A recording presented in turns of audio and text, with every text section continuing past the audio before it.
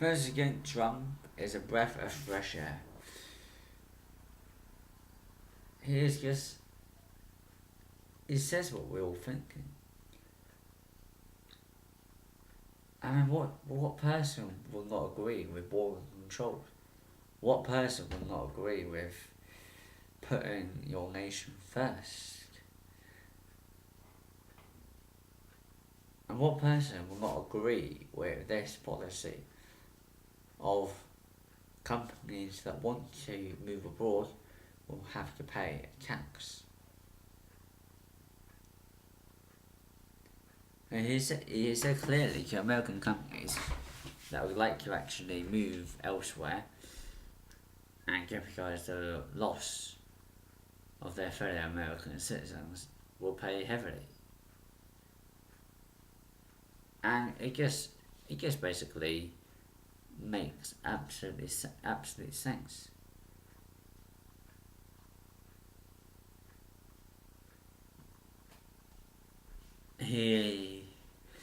President Donald Trump really does believe in a better future for the American people. Lower taxes,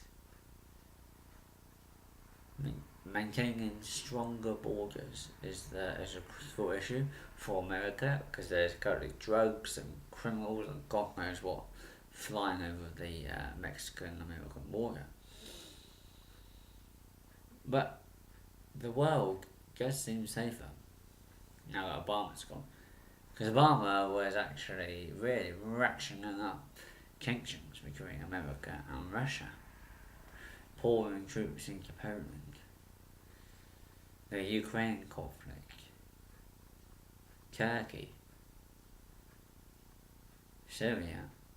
The Americans really, the Obama foreign policy of Barack Obama to his term as president was disastrous.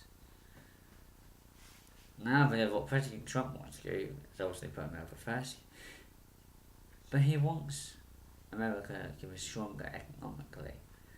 And here this, Trump will be making trade deals with nations like Britain, because he knows that Britain is one of the world's leading economies. We also have a similar language and similar historical ties. And a special relationship, I believe, had already begun the moment Trump took office. As soon as President Trump took office, he reinstalled the Churchill bust in the Oval Office of the White House that Obama hideously removed. I'm a big fan of Martin Luther King, don't get me wrong. I always say people say, oh, you're a racist bastard, saying that how dare you criticise Obama for removing the Martin Luther bust. But that Churchill bust was there for a significant reason. Churchill's own mother was a Native American Indian. So Churchill had American roots, real American roots. And he had connections to America politically as well. He had done many trips to America, where he made many famous speeches. This before he became Prime Minister and before the famous Fulton, Missouri speech at the university on the Iron Curtain. He made many trips to America. And during his youthful years, he actually went to America, toured America, and made lots of great speeches. And also they have the Churchill FDR relationship. That's really friendly. And so Churchill's viewed very positively throughout America. And Trump's respect for relationship in Britain and the US signifies that with the reinstallment of the Churchill bust in the Oval Office of the White House. So the Theresa May's trip to the US will signal a real start to the special relationship between Britain and America. And it'll be Reagan and Thatcher all over again, I hope.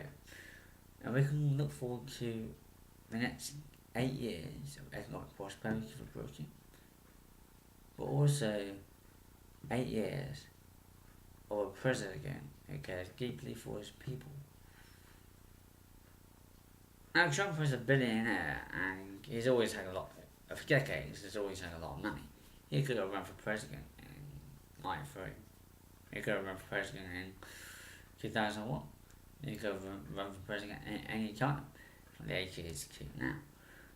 But he chose to do it now because he saw how America was really disliking millions of Americans who were sick to death of Americans being cheated out of jobs and America's borders being like a thoroughfare.